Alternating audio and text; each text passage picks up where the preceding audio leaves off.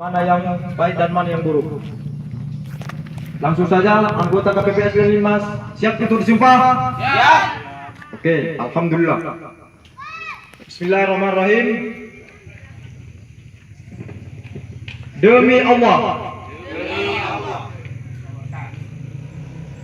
Saya bersumpah bahwa saya akan memenuhi tugas dan kewajiban saya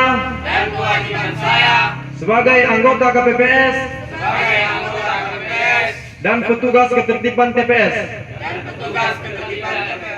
dengan sebaik-baiknya sesuai dengan peraturan perundang-undangan dengan berpedoman pada Pancasila dan Undang-Undang Dasar Negara Republik Indonesia tahun 1945 bahwa saya dapat menjalankan tugas dan wewenang akan bekerja dengan sungguh-sungguh, jujur, adil, dan cermat demi suksesnya pemilihan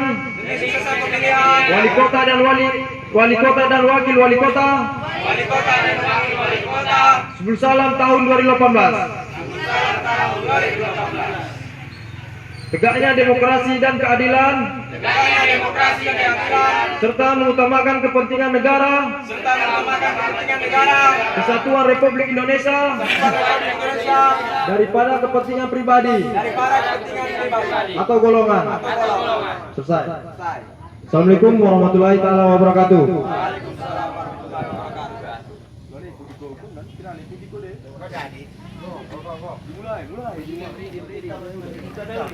Cita-cita.